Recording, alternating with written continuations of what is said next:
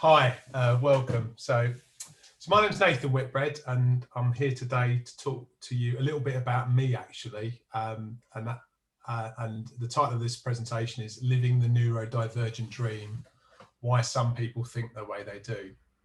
So this talk is about my journey and what I've uncovered about neurodiversity and why I think it's so important to understand in order to make our lives and workplaces better. Now, I work in this area, but this isn't about what I do for a job. This is really about who I am and why I've kind of got to do what I do now. And my mantra has always been in this area: amplifying strengths and managing difficulties. And hopefully that will come out through this presentation. So first, just to start with the word neurodivergent, you've probably heard it. It's a bit of a popular buzzword at the moment, but it's probably a good idea to understand where it's come from. The word neurodivergent originally came from a piece of work that a lady called Judy Singer did in Australia. And she was specifically talking about autism at the time. And she was just sort of making this statement that people think differently with who've got autistic traits. What has happened since then is, though, this word has kind of been taken on by a larger group of people who have what was known as co-occurring conditions like dyslexia, dyspraxia, ADD, ADHD, and as kind of more of an umbrella term now. And that's the way I'm using it in this presentation, not to talk about autism specifically, but to talk about a broader view of some of these conditions. And the word itself has its root in the fact that, as an adjective, the difference between neurodivergent is neurotypical. So neurotypical is what Joe Average is. Neurodivergent is someone that thinks differently. And actually, just to sort of shoot myself in the foot, the word in some sense means everybody, because actually we're all a bit different, and none of us, I guess, would describe ourselves as typical. So I would say actually neurodivergent pretty much describes everyone, but in this situation we're talking about people who have certain conditions that fall underneath it. Anyway, without more ado, I'll move on to a bit of my story. So not thick is where this story starts. And this is not a chronological, by the way, but this story starts for me when I came to Cambridge, actually. We moved up to Cambridge, and I'd had to sort of start again, really, because my wife had to move up to Cambridge and I needed to start again. And I decided to take some adult qualifications, and I wanted to become a professional marketeer with the Chartered Institute of Marketing. And on signing up for this course, they informed me that I would be doing some continuous assessment work, which sounded absolutely brilliant. And they also let me know that I was going to be doing a closed book essay examination. And this just filled me with fear, dread, and all the worst things that you can imagine, because I'd never really written essays, because I'd spent my whole life avoiding it through school and university. And with a conversation with my wife, I decided actually it was probably the time to go and get myself actually assessed to find out if there was something going on underneath the surface. As a result, I went for an assessment with a psychologist, who at the end of the psychologist said to me, "Well, you're not thick, and that's a good thing." And this word really stuck with me. And actually, I don't take it necessarily as a huge negative, but it's just that whole thing that there's a disparity between the way I talk. So if you met me to speak to me, you would see one person. But if you communicate with me in a written sense, especially if I was using handwriting, and often if I'm typing, you wouldn't recognize the same person. The disparity would be so large that I've actually had feedback before where they're actually questioning, are you the same person I met before? And that has changed now, and I'll talk a little bit about why that's changed and how that's changed. But that's where this story starts. And I was about 37 when this happened, by the way, just to give you an idea. So this was after kind of a lot of life had already happened. So a bit more on my background, though. I just wanted to give you a feel for what life was like growing up with this before I even knew what was going on. So as a student, I sort of chose this first year. I spent a lot of time hiding the things I found difficult. I would actively avoid reading and writing wherever possible. I was bright, I wasn't thick, and that carried me through. So for me, GCSEs was something I could do just by blagging it, I guess is a good way to describe it, and getting through. But when I reached A levels, it was a complete car crash, and I actually ended up failing all of my A levels because I didn't know how to pass exams, and the things that were, and the style of study that was being shown me just didn't work for me at all. And that resulted in me having to take a foundation year to get into the university that I wanted to go to, which was actually very successful.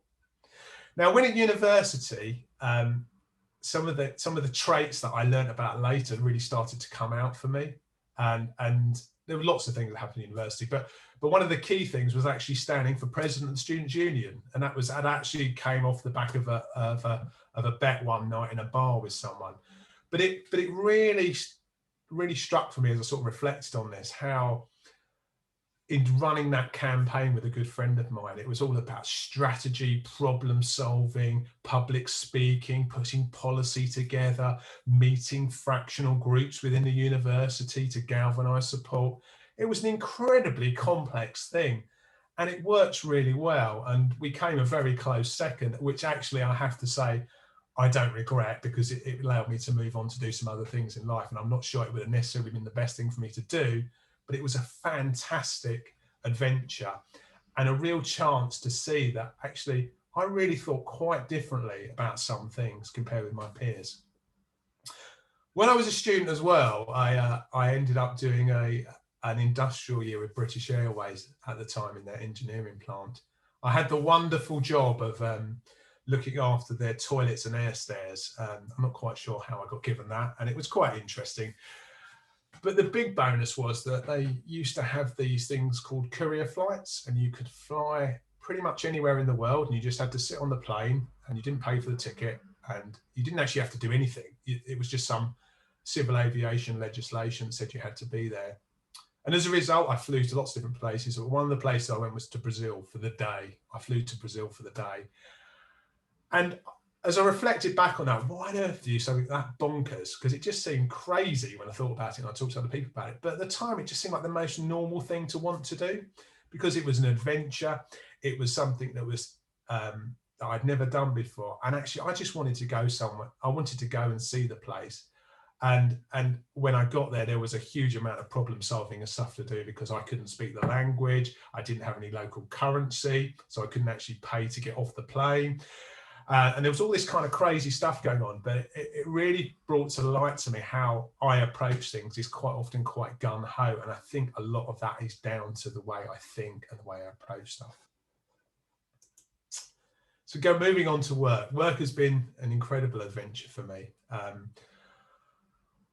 I've moved around through a lot of organisations, and I'm not going to share them all with you, but what it really pulled out for me is some of the ways I do stuff. So I've always been quite a big picture thinker. I tend to get the big picture straight away. And that hasn't always been a good thing, actually. One of my first jobs was working for a life insurance company.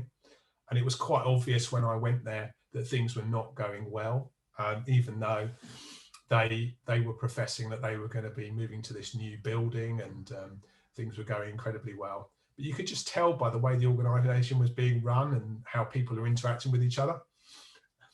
And as a result, I'd sort of sussed out that actually the move wasn't really going to happen. And I remember sort of having this quite clear idea of what was going on. But other people in that organisation had invested in this move. It was a move from Stratford in London all the way out to Basildon, and it wasn't actually going to happen. And I'd sort of got the sense of why this wasn't going to happen. I was starting to talk to people. I said, this isn't going to happen. This is crazy. And then it didn't happen. And actually it had a huge negative effect on lots of people there, because they'd already moved house and stuff. And where I'm going from with this is sometimes seeing the big picture isn't enough. You need to also have the maturity to know how to handle it, because I probably wasn't very generous to those people, and in terms of how I was communicating. And it was quite heartbreaking actually to see how obviously the massive emotional impact it had on them when they realized they'd invested their lives in a change and moved their families that then wasn't going to happen. And just because you can see it doesn't necessarily mean you should be communicating it. Sometimes you've got to really think quite carefully about how you do that. And then after I'd worked in this company for a while, I moved on to another firm called Cisco Systems. You might have come across, fairly big .com firm, and sort of rode the .com boom for a while, actually, which was really interesting. It gave me a real opportunity to jump into new areas. And that's where this sort of image of the goldfish comes from for me. It's just, and that's been part of who I am and what I've been doing. And that meant taking on new roles, doing big presentations and doing interesting stuff and constantly pushing, but knowing something nagging inside saying, well, actually, you've got to keep going, you've got to keep pushing it, you've got to keep moving to the next thing. And that eventually ended up with me moving on from that company. And through a number of other sort of iterations of work, I eventually came to do what I do now, which really comes out of more recognition after that initial assessment that I had to do that marketing course, that there was help out there, and that help could actually allow me to do the things I really wanted to do in work, like starting to write efficiently and actually being able to do things like marketing and coaching and helping other people, because I could actually have assistive things to help me do it, and also have the confidence that I would be able to do a good enough job to help those people. So I'm just going to talk a little bit about the personal side of things as well, because with any way of thinking, it obviously has a huge impact across your life. So we have some jokes in our household. I have a forgettery, not a memory, for lots of things. But yeah, I don't forget faces, which is quite interesting. And I don't forget things about people. I can remember everything about a person I've met once that I've not seen for 20 years, but I won't remember their name, which is ironic. And that kind of comes from that leaky bucket. But also we've had some big eye openers as a family. When I first got married, we went to India and we did a Myers-Briggs sort of assessment in India, which was quite interesting, which for my wife made a massive difference, because the penny dropped that I think completely different to her. So if you know anything about Myers-Briggs, I'm ENFP and she is the absolute polar opposite of that.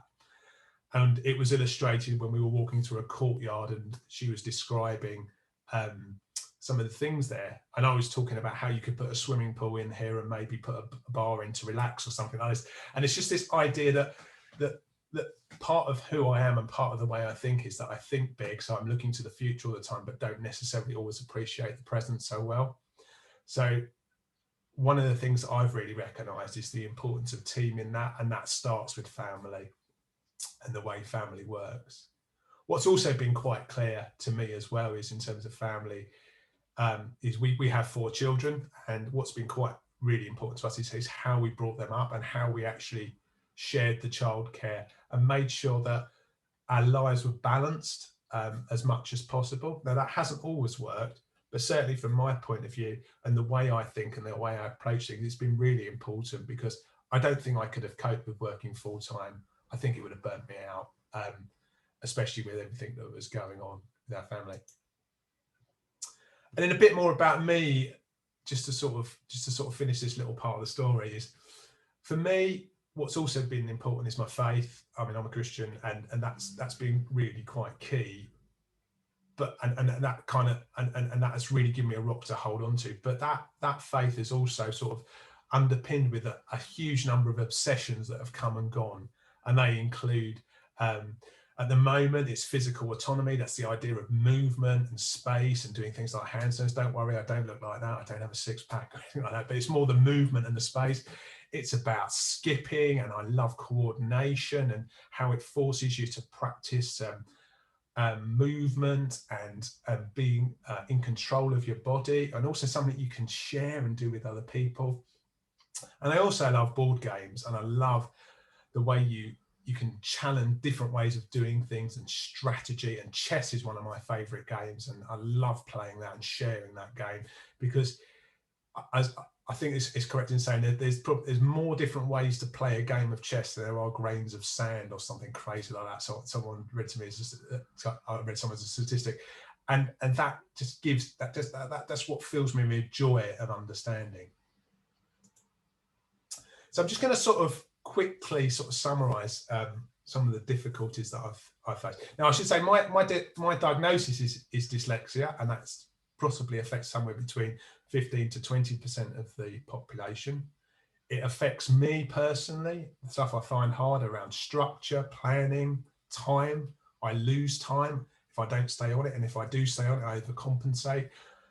My processing speed is often affected. I get visual stress if I'm looking at paper that's white with black ink. My short-term memory is pretty atrocious. We have this idea of a bookshelf. Mine holds about 3 things, and then it's had it. That's impacted self-confidence, and sometimes causes me some problems with stress. Now, on the positive side, I know I'm creative. I see the big picture.